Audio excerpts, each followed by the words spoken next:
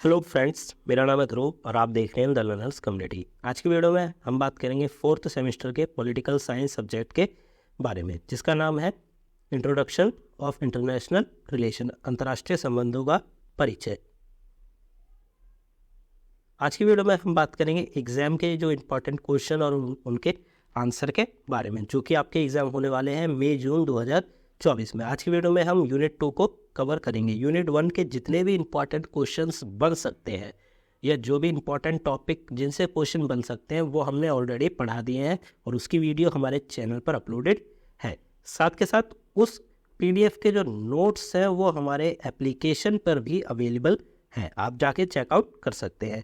और सेम यही वाले नोट्स आपको हमारी एप्लीकेशन पे भी देखने को मिल जाएंगे, तो आप डायरेक्टली जाके एप्लीकेशन पे भी नोट्स को पढ़ सकते हैं और हमारे चैनल पर इनकी वीडियोस देख सकते हैं। बात करें यूनिट 2 की, तो unit 2 mainly second world war के बारे में ही है कि मतलब द्वितीय विश्व युद्ध के क्या परिणाम निकले या द्वितीय विश्व युद्ध के बारे में जितनी भी आपको जानकारी है। तो पहला क्वेश्चन आपका बनता है कि द्वितीय विश्व युद्ध के कारण का वर्णन करें। ठीक है, मोस्ट इंपॉर्टेंट है, सेकेंड वर्ल्ड वॉर से रिलेटेड क्वेश्चन पूछा जा सकता है। हो सकता है मेनली डायरेक्ट ना पूछे आपसे क्वेश्चन को घुमा फिरा के पूछे, परंतु अगर आप क्वेश्चन को थोड़ा सा समझने की कोशिश करेंगे तो आपको वो पॉइंट्स पता होंगे जो पॉइंट्स उस आंसर में लिखने हैं। बात करें सेकेंड वर्ल्ड वॉर या द्वितीय विश्व युद्ध के प्रमुख कारणों के बारे में विस्तृत और उदाहरण के साथ। सबसे पहला जो कारण आता है द्वितीय विश्व युद्ध होने का वो था वर्साई संधि। विवरण की बात करें, प्रथम विश्व युद्ध के बाद जर्मनी पर थोपी गई कठोर शर्तों ने जर्मनी लोगों में अपमान और गुस्से की भावना पैदा कर दी। भारी जुर्माना, क्षेत्रीय नुकसान और सैन्य प्रतिबंधों ने उन्हें कमजोर और अपमानित बना दिया था, ये महसूस कराया। अब क्या हुआ, फर्स्ट वर्ल्ड वॉर जब खत्म हुई तो एक संधि की गई जिसका नाम था वर्साई की संधि। इस संधि के अंतर्गत जर्मनी के ऊपर बहुत बड़ी मात्रा में आप कह सकते हैं कि प्रतिबंध भी लगाए गए। ठीक है, बहुत बड़ी मात्रा में उसके ऊपर कर्ज हो गया। क्यों? क्योंकि जो फर्स्ट वर्ल्ड वॉर हुआ था वो पूरा का पूरा जो जिम्मा था वो जर्मनी पे थोप दिया गया था और उसके ऊपर कठोर शर्तें भी लगाई गई थी। अब जब ये हुआ तो जर्मनी के जो लोग थे उन्हें लगा कि उनका अपमान हुआ है। बेसिकली उनका अपमान भी हुआ था, क्योंकि अंतर्राष्ट्रीय स्तर पर जो युद्ध हुआ फर्स्ट वर्ल्ड वॉर वो कई देशों ने मिलकर करा था, परंतु उसका मेनली कारण माना गया जर्मनी को। ठीक है, और क्या हुआ, लोगों को लगा अपमान और उनके मन के अंतर्गत गुस्से की भावना पैदा हो गई। फिर भारी जुर्माना उनके ऊपर लगाया गया था जर्मनी के ऊपर, उनका क्षेत्र का बहुत बड़ा नुकसान हुआ और सैन्य प्रतिबंध, सेना को बढ़ाने के लिए उनके ऊपर प्रतिबंध लगा दिया गया, जिससे वो कमज़ोर होते चले गए। उन्होंने कमज़ोर और अपमानित भी महसूस हुआ। फिर उदाहरण के लिए जर्मनी को अपनी सेना को 1 लाख सैनिक तक सीमित करने, अपनी नौसेना को लगभग नष्ट करने और फ्रांस और ब्रिटेन को भारी मात्रा में युद्ध क्षतिपूर्ति का भुगतान करने के लिए मजबूर किया गया। अब क्या हुआ, देखिए, जर्मनी को मजबूर किया गया कि वो अपनी सेना को केवल 1 लाख सैनिकों तक ही सीमित करे, मतलब 1 लाख सैनिक से ज़्यादा सेना वो नहीं रख सकता। साथ में नौसेना को पूरी तरह से नष्ट कर दिया जाए, इस चीज़ के ऊपर दबाव दिया गया। और ब्रिटेन और फ्रांस का जो भी नुकसान हुआ था, ठीक है, युद्ध के कारण, उन सभी का भुगतान करने के लिए जर्मनी को क्या किया गया, मजबूर किया गया था। तो ये एक कारण है। फिर दूसरा बनता है 1929 की महामंदी। विवरण की बात करें तो वैश्विक आर्थिक महामंदी ने जर्मनी को तबाह कर दिया, जिससे व्यापक बेरोजगारी, गरीबी और सामाजिक अशांति पैदा हुई। 1929 में जो महामंदी आई थी अंतर्राष्ट्रीय स्तर पर, ठीक है, उस महामंदी ने जर्मनी को बहुत ज़्यादा क्या कहते हैं, कमज़ोर बना दिया, गरीब कर दिया और नष्ट करने के कगार पे ला दिया था। ठीक है, जर्मनी तबाह हो चुका था काफ़ी बड़े स्तर पर। वहाँ पे बेरोजगारी बहुत बढ़ गई थी, गरीबी बहुत बढ़ गई थी और समाज में अशांति फैल गई थी। इस स्थिति ने हिटलर और नाजी पार्टी के लिए अनुकूल माहौल बनाया, जिन्होंने जर्मनी लोगों को आर्थिक संकट से मुक्त दिलाने का वादा किया। अब क्या हुआ, इस समय हिटलर ने इस प्रकार की बातचीत करी जर्मन के लोगों से कि हम लोग आपको बेरोजगारी या गरीबी से बाहर निकालेंगे, और इस चीज़ का वादा किया। उदाहरण के तौर पे जर्मनी में बेरोजगारी दर 1929 में 9% से बढ़कर 1933 में 25% तक चली गई थी। ठीक है, मतलब कि जर्मनी का जो पूरी जनसंख्या थी उसकी तकरीबन 25% जनसंख्या क्या थी, बेरोजगार थी 1933 में, और ये संख्या बड़ी तेज़ी से बढ़ी। फिर आता है अधिनायकवाद शासन का उदय। विवरण: 1930 के दशक में जर्मनी, इटली और जापान जैसे देशों में तानाशाही शासन स्थापित हुआ। 1930 के दशक में जर्मनी, इटली, जापान जैसे जो देश थे वहाँ पर तानाशाही शासन व्यवस्था स्थापित हुई। इन शासकों ने लोकतंत्र को कुचल दिया, नागरिकों की स्वतंत्रता छीन ली और सैन्य शक्ति को भारी जोर दिया। अब क्या हुआ, 1930 का जो दशक था, मतलब 1930 से लेकर 1940 तक का जो समय था, इस समय के अंतर्गत जर्मनी, इटली और जापान में जो व्यवस्था आई वो व्यवस्था थी तानाशाही व्यवस्था। उस व्यवस्था ने जो नॉर्मल लोग थे उनकी स्वतंत्रता छीन ली थी, सैन्य शक्ति को भारी जोर दिया। तो उदाहरण के लिए हिटलर ने जर्मनी में नाजी पार्टी की तानाशाही स्थापित की, मुसोलिनी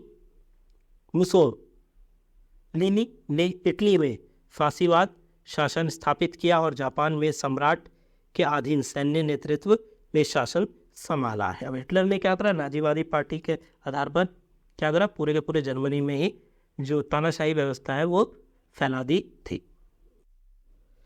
अगला पॉइंट आता है तुष्टीकरण की नीति। विवरण की बात करें, ब्रिटेन और फ्रांस ने जर्मनी, इटली, जापान जैसे आक्रामक देशों को शांत करने की नीति अपनाई, जिसके बजाय उन्हें रोकना चाहिए था। अब शांत करने की नीति अपनाई। जापान, इटली और जर्मनी ये 3 देश थे, ठीक है, जिनके ऊपर आप कह सकते हैं कि फ्रांस और ब्रिटेन ने शांत करने की नीति अपनाई ना, जिसके बजाय उनके द्वारा किए जाने वाले कामों को रोकना चाहिए था, परंतु उन्होंने नहीं रोका। तो क्या हुआ, ये और ज़्यादा देश आक्रामक हो गए, ठीक है। इन देशों के द्वारा की जाने वाली गलतियों को नज़रअंदाज कर दिया गया और उन्हें रियायतें दी गई, जिससे क्या हुआ, इन देशों में जो तानाशाही व्यक्ति थे उनका हौसला और ज़रा बढ़ गया और उन्होंने आक्रामक कदम उठाए। उदाहरण के तौर पर 1938 में ब्रिटेन और फ्रांस ने म्यूनिख समझौते पर हस्ताक्षर किए, जिसके तहत जर्मनी को चेकोस्लोवाकिया को स्वीट्जरलैंड का हिस्सा लेने की अनुमति दी गई। अब ठीक है, अब जगह जर्मनी ने यहाँ पे क्या करा, जर्मनी ने चेकोस्लोवाकिया का एक जो हिस्सा होता है वो लेने की उसे अनुमति मिल गई थी। एक आप कहते हैं समझौता हुआ था, म्यूनिख समझौता, जिस पर हस्ताक्षर किए थे ब्रिटेन और फ्रांस ने। अब देखिए, जब ये हुआ तो जर्मनी को थोड़ी सी रियायत मिली, ठीक है, जर्मनी ने और ज़्यादा आगे आक्रामक कदम उठाए और जिसके कारण सेकेंड वर्ल्ड वॉर हो गया।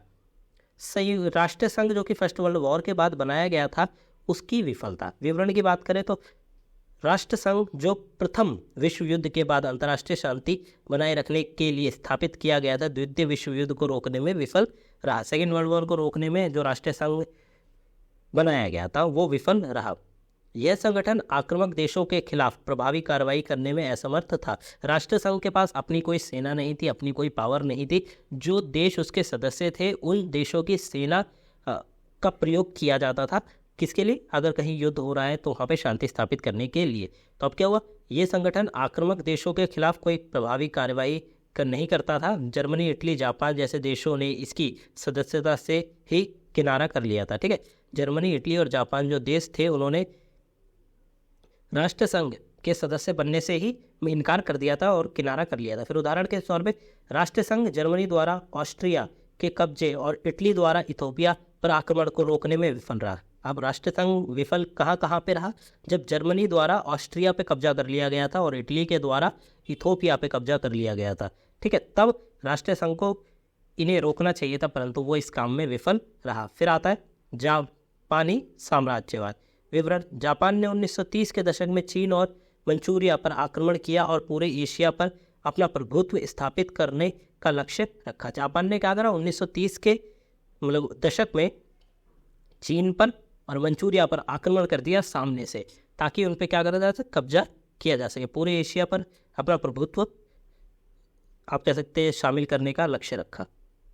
उसने संयुक्त राज्य अमेरिका को भी अपना प्रमुख प्रतिद्वंदी मान लिया था, ठीक है। यूएस से संयुक्त राज्य अमेरिका को भी जापान ने क्या माना, अपना प्रमुख प्रतिद्वंदी, कॉम्पिटिटर माना। उदाहरण के तौर पर 1937 में जापान ने चीन के खिलाफ पूर्ण पैमाने पर युद्ध छेड़ दिया, जिसे दूसरा चीन जापानी युद्ध कहा जाता है। 1937 में जापान ने सामने से चीन के खिलाफ क्या करा, पूरा का पूरा एक युद्ध छेड़ दिया, जिसको दूसरा चीन जापानी युद्ध कहा जाता है। आगे बात करें द्वितीय विश्व युद्ध के कुछ और भी कारण थे, उनको देख ले। प्रचार और राष्ट्रवाद। तानाशाही शासनों ने राष्ट्रवाद और देशभक्त का सहारा लेकर जनता को उन्माद की स्थिति में ले आया। उन्होंने दुश्मन देशों के खिलाफ प्रचार किया और अपने देश की श्रेष्ठता का भय फैलाया। अब देखिए, राष्ट्रवाद का क्या तात्पर्य होता है? राष्ट्रवाद की भावना होती है, ठीक है। राष्ट्रवाद से तात्पर्य है कि कुछ लोग जो कि ये मानते हैं कि हमारा देश अच्छा है, ठीक है। एक हद तक ये लाइन ठीक है स्टेटमेंट, परंतु ये कहना कि हमारा देश विश्व में सबसे अच्छा है और बाकी सारे देश हमारे देश के नीचे आते हैं, ये एक तरह से राष्ट्रवाद की भावना के अंतर्गत आ जाता है। और वो भी वहाँ पे जहाँ पे ये भावना पीक पे हो कि भाई अब हमसे ऊपर कोई नहीं है, हम ये मानते हैं, ठीक है। तो ये जो भावना थी, क्या करा, तानाशाही देश में जो लोग, तानाशाही जो शासक थे, उन्होंने इस भावना, राष्ट्रवाद की जो भावना है उसको अपने जो जनता है उसमें फैलाया, ठीक है, और ज़्यादा बढ़ाया, और साथ में दुश्मनों के खिलाफ प्रचार भी किया, जिससे युद्ध हुआ। फिर आता है नस्लीय विचारधारा। नाजी जर्मनी ने यहूदियों और अल्पसंख्यकों के खिलाफ नस्लीय श्रेष्ठता के सिद्धांत का इस्तेमाल किया। यह नस्लीय भेदभाव और उत्पीड़न युद्ध का प्रमुख कारण बना, ठीक है। नस्ल के आधार पर नस्लीय विचारधारा भी एक कारण था सेकेंड वर्ल्ड वॉर के होने का। क्यों? क्योंकि नाजी जर्मनी ने यहूदी जो लोग थे और जो अन्य अल्पसंख्यक, कम संख्या में जो लोग थे, उनके खिलाफ नस्लीय श्रेष्ठता सिद्धांत को अपनाया, ठीक है। नस्ल का जो सिद्धांत है उसको अपनाया था उन लोगों के खिलाफ जो कि यहूदी थे या फिर जिनकी संख्या कम थी। कहाँ पे? जर्मनी में, नाजी जर्मनी में, ठीक है। साम्राज्यवाद का विस्तार। साम्राज्यवाद के विस्तार से तात्पर्य है कि एक देश ये चाहता था कि हम अपने जगह का विस्तार करें, मतलब जापान चाहता था कि उसके आसपास के जो देश हैं वो भी उसके अंतर्गत आ जाए, उस पर उसका कब्जा हो। तो साम्राज्यवाद की जो विचारधारा है एक प्रकार से ये भी युद्ध का कारण बनी। जर्मनी, इटली, जापान जैसे देश उपनिवेशवाद का विस्तार करना चाहते थे और उन्हें कच्चे माल और संसाधनों को हथियाने के लिए युद्ध छेड़ दिया, ठीक है। तो जर्मनी, इटली, जापान को क्या करना था? अपना क्षेत्र फैलाना था, संसाधनों को प्राप्त करने के लिए उन्होंने युद्ध करना शुरू कर दिया। फिर आता है सैन्यकरण। जर्मनी सहित कई देश युद्ध की तैयारी के लिए अपनी सेनाओं को तेजी से आधुनिकीकरण का विस्तार कर रहे थे। इन सैन्यकरण ने युद्ध की आशंका को और ज़्यादा बढ़ा दिया, ठीक है। कई ऐसे देश भी थे जर्मनी सहित, जर्मनी के साथ साथ और भी ऐसे सारे बहुत सारे देश थे उस समय जो कि युद्ध में जीतने के लिए, भाग लेने के लिए अपनी जो सेना है उसको और ज़्यादा आधुनिक कर रहे थे, ठीक है। आधुनिक कर रहे थे ताकि वो युद्ध में लड़ सकें और युद्ध को जीत सकें, ठीक है। फिर आता है रणनीतिक गठबंधन। जर्मनी, इटली और जापान ने एक दूसरे के साथ गठबंधन बनाकर अपनी सैन्य शक्ति को मजबूत किया, ठीक है। जर्मनी, इटली और जापान ने एक गठबंधन बनाया एक साथ, ठीक है, और क्या करा? अपनी सेना को मजबूत किया। इस त्रिपक्षीय गठबंधन ने मित्र राष्ट्र जिसमें ग्रेट ब्रिटेन, फ्रांस, सोवियत संघ और बाद में यूएसए के लिए एक बड़ा खतरा पैदा कर दिया था, ठीक है। तो ध्रुवीय शक्ति थी और मित्र राष्ट्र थे। तो मित्र राष्ट्रों में ये सब आते थे, ध्रुवीय शक्ति या फिर ध्रुव राष्ट्रों में ये आया करते थे। तो क्या हुआ? ग्रुप बन गए थे। सेकेंड वर्ल्ड वॉर जब हुआ तो ग्रुप्स में हुआ, तो जर्मनी, इटली, जापान एक तरफ थे, ग्रेट ब्रिटेन, फ्रांस, सोवियत संघ और अमेरिका एक तरफ थे। इनके बीच में युद्ध हुआ। ये कुछ अतिरिक्त कारण थे जिन्होंने द्वितीय विश्व युद्ध को जन्म दिया। यह जटिल घटनाओं का एक जाल था और उपयुक्त सभी कारक युद्ध को प्रकोप में योगदान थे, ठीक है। छोटे छोटे कारक भी थे और बड़े बड़े कारक भी थे जिन्होंने सेकेंड वर्ल्ड वॉर का जो युद्ध था उसे करवाया। अब सेकेंड वर्ल्ड वॉर के बारे में बात कर लेते हैं थोड़ा सा। द्वितीय विश्व युद्ध मानव इतिहास का सबसे विनाशकारी युद्ध था जिसमें 7 करोड़ से अधिक लोगों की जान गई। आइए देखें इस भयानक घटना के बारे में, ठीक है। अब ये युद्ध कहाँ से शुरू होता है? तो शुरुआत की चिंगारी 1930 के दशक से। युद्ध की जड़ें असल में प्रथम विश्व युद्ध की कठोर संधियों में थी। जर्मनी पर थोपी गई वार्सा संधि एक कठोर शर्तें ने वहाँ के लोगों को अपमान और गुस्से को जन्म दिया। इस माहौल में सत्ता में आए एडोल्फ हिटलर और नाजी पार्टी ने जर्मनी को फिर से महान बनाने का वादा किया। अब देखिए, फर्स्ट वर्ल्ड वॉर जब हुआ तो जर्मनी के ऊपर, जब फर्स्ट वर्ल्ड वॉर खत्म हो गया था तो जर्मनी के ऊपर बहुत सारे, आप कह सकते हैं, प्रतिबंध लगा दिए गए थे। उसके ऊपर बहुत सारा कर्जा हो गया था, उसके ऊपर भुगतान, आप कह सकते हैं कि जो युद्ध हुआ फर्स्ट वर्ल्ड वॉर, उसमें जितना भी खर्चा हुआ, जितनी भी जान मान की हानि हुई, वो सब जर्मनी से लिया गया था। ये एक संधि के तहत हुआ था जिसको वार्सा संधि कहा जाता है, ठीक है। तो अब क्या हुआ? जब ये हुआ तो जर्मनी के जो लोग थे उनका बहुत बड़ा अपमान हुआ था, ठीक है। युद्ध तो देखिए सबने करा, परंतु जर्मनी को ही सजा क्यों मिले? तो उनका अपमान हुआ। फिर दूसरा, वहाँ पे गुस्सा पैदा हो गया। उसी समय सत्ता में आए थे एडोल्फ हिटलर, जिन्होंने ये वादा किया कि भाई हम जर्मनी को एक महान देश बनाएंगे। उन्होंने एडोल्फ हिटलर ने जनता से ये वादा किया, जर्मनी से ये वादा किया कि हम जो जर्मनी है उसकी पुरानी आप कह सकते हैं कि जो इज्जत है वो वापसी लाएंगे, उसको एक महान देश बनाएंगे। जर्मनी ने सैन्यकरण शुरू किया, वर्साई की संधि की शर्तों को तोड़ा और अपने पड़ोसी देश को निशाना बनाने शुरू कर दिया। ठीक है, जो वर्सा संधि के कुछ आप कह सकते हैं नियम भी रखे गए थे कि इन फ्यूचर कोई युद्ध ना हो, तो एडोल्फ हिटलर जब सत्ता में थे तो उन्होंने इन सब चीज़ों को तोड़ दिया, ठीक है, नियमों को, और अपने आसपास के देशों पर क्या करा, निशाना लगाना शुरू कर दिया। इसी दौरान इटली ने बेनिट मुसोलिनी का फांसीवादी शासन भी उभरा। ठीक है, अब इसी प्रकार क्या हुआ, इटली में बेनिट मुसोलिनी का जो फांसीवादी शासन था वो भी उभर के सामने आया, जिसने विस्तारवादी नीति अपनाई। विस्तारवादी नीति मतलब अपना विस्तार करना का मतलब है कि आसपास के देशों को अपने अंतर्गत शामिल कर लेना की नीति अपनाई। पूर्व जापान ने साम्राज्यवाद का दर्श दिख रहा था और उसने मंचूरिया पर कब्जा कर लिया था। ठीक है, अब क्या हुआ, जापान भी आगे बढ़ने लगा। ठीक है, जिस प्रकार जर्मनी, इटली और जापान 3 प्रमुख देश थे सेकेंड वर्ल्ड वॉर को करवाने के लिए आप कहें तो। फिर आगे का फैलाव 1939, 1 सितंबर 1939 को जर्मनी ने पोलैंड पर आक्रमण कर दिया। ब्रिटेन और फ्रांस ने जर्मनी को चेतावनी दी थी, लेकिन जब आक्रमण हुआ तो उन्होंने युद्ध की घोषणा कर दी। यहीं से द्वितीय विश्व युद्ध की शुरुआत मानी जाती है। ठीक है, देखिए अलग अलग जगहों पे द्वितीय विश्व युद्ध के अलग अलग कारण थे। तो एक कारण ये भी माना जाता है कि जब 1 सितंबर 1939 को जर्मनी ने पोलैंड पर आक्रमण कर दिया तो ब्रिटेन और फ्रांस ने जर्मनी को चेतावनी दी थी कि पीछे हट जाए। क्या हुआ, पीछे नहीं हटा और युद्ध हो गया। लेकिन जब आक्रमण हुआ तो उन्होंने युद्ध की घोषणा कर दी। पोलैंड पर जब आक्रमण हुआ तो ब्रिटेन और फ्रांस ने भी युद्ध की घोषणा कर दी कि अब भाई हम लोग किससे, जर्मनी से युद्ध करेंगे। तो द्वितीय विश्व युद्ध की शुरुआत मानी जाती है। जर्मनी ने अपनी तेज रणनीति, बिजली युद्ध का इस्तेमाल करते हुए पश्चिमी यूरोप के कई देशों पर कब्जा कर लिया। तो जर्मनी बड़ी तेज़ी से आगे बढ़ रहा था। उसने अपने आप कह सकते हैं कि बिजली युद्ध का जो नीति है उसको अपनाकर पश्चिम के कई सारे देशों पर कब्जा कर लिया था। मित्र राष्ट्रों का गठन और युद्ध का विस्तार 1941 से 45।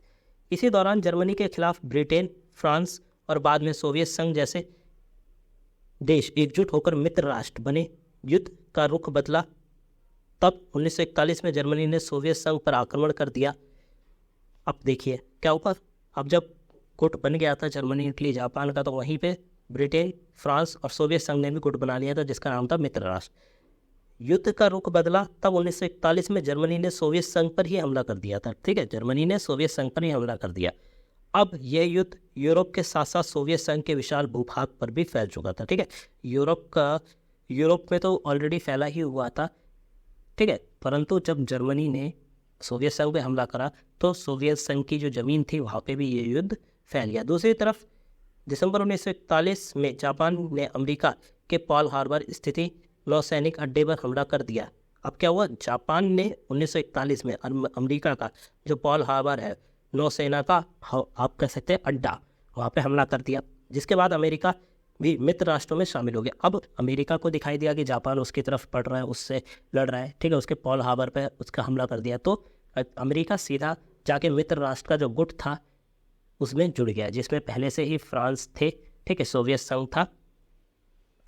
ठीक है, फ्रांस, सोवियत संघ ये जुड़े हुए थे ऑलरेडी, और ब्रिटेन भी था, तो अमेरिका भी इसमें जुड़ गया। अब मित्र राष्ट्र में 4 हो गए और 3 हो गए थे जर्मनी, इटली, जापान। अब क्या हुआ, युद्ध हुआ, अमेरिका मित्र राष्ट्र में जुड़ गया। अब वैश्विक युद्ध बन चुका था जो प्रशांत महासागर और एशिया में फैल गया। फिर युद्ध का अंत और भयावह परिणाम। युद्ध का अंत किस प्रकार हुआ, उसका परिणाम क्या निकला, आप देखिए। युद्ध का अंतिम चरण में मित्र राष्ट्र ने जर्मनी और जापान को परास्त कर दिया। 1945 में जर्मनी ने आत्मसमर्पण कर दिया और मई में ही हिटलर की आत्महत्या की खबर आई।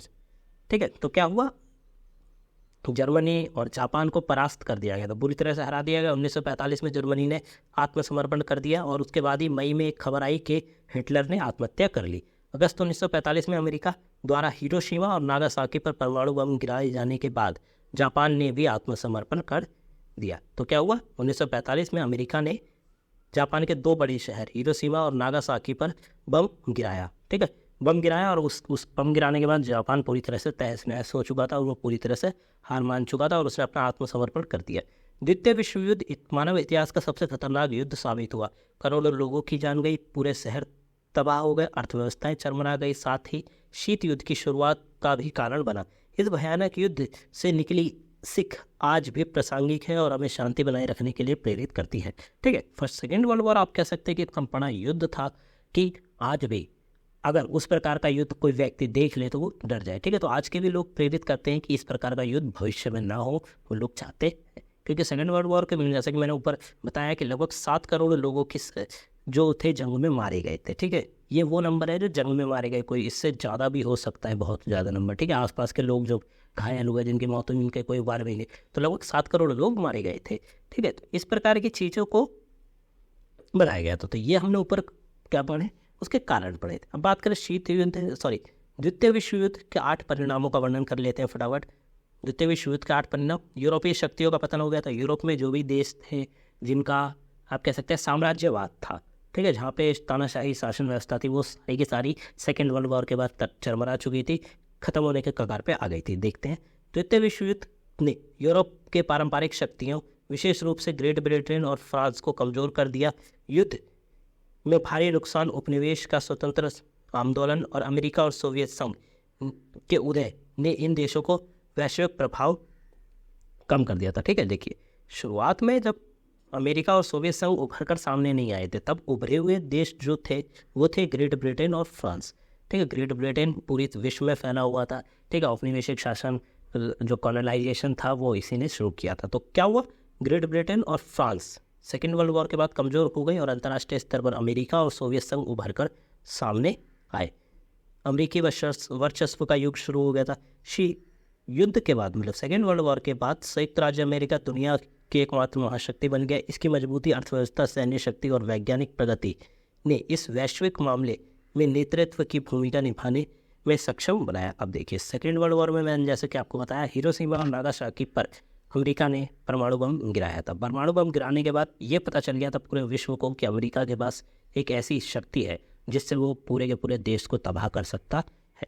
ठीक है, तो अमेरिका क्या बन गया, एकमात्र महाशक्ति के रूप में उभर कर सामने आया। ठीक है, सेकेंड वर्ल्ड वॉर के बाद जब जो परमाणु बम था उसका प्रयोग दिख गया विश्व में, तो अन्य देशों ने भी परमाणु बम की जो राह है उसको अपनाया और नए नए परमाणु बमों का निर्माण करना चालू करा अपने देश में। शीत युद्ध का उदय हुआ। सेकेंड वर्ल्ड वॉर जैसे ही खत्म हुआ, शीत युद्ध शुरू हो गया। किन के बीच में, यूएसए के बीच में और यूएसएसआर के बीच में। ठीक है, सोवियत संघ और अमेरिका के बीच में सेकेंड वर्ल्ड वॉर के बाद शीत युद्ध का जो समय था वो चालू हो गया था। पूर्व और पश्चिम के बीच वैचारिक और राजनीतिक मतभेदों ने शीत युद्ध को जन्म दिया। यह युद्ध 1947 से 1991 तक चला। इसमें परमाणु युद्ध का खतरा भी शामिल था। ठीक है, शीत युद्ध का जो समय काल था उसके अंतर्गत इतना खतरा था कि लोगों को लग रहा था कि अमेरिका और जो सोवियत संघ है वो एक दूसरे से परमाणु युद्ध ना कर ले, क्योंकि अभी तक जो विश्व था वो सेकेंड वर्ल्ड वॉर से ही पूरी तरह बाहर नहीं आ पाया था और अमेरिका और सोवियत संघ के बीच में जो मामले थे वो बिगड़ते दिखाई दे रहे थे। चौथा का आप कह सकते हैं परिणाम, संयुक्त राष्ट्र की स्थापना हुई। फर्स्ट वर्ल्ड वॉर के बाद राष्ट्रीय संघ को बनाया गया था। ठीक है, परंतु वो कायम नहीं रहा, उसने सही प्रकार से काम नहीं कर पाया। तो सेकेंड वर्ल्ड वॉर के बाद संयुक्त राष्ट्र संघ की स्थापना की गई। युद्ध के बाद शांति बनाए रखने के लिए अंतर्राष्ट्रीय सहयोग को बढ़ावा देने के लिए संयुक्त राष्ट्र की स्थापना की गई।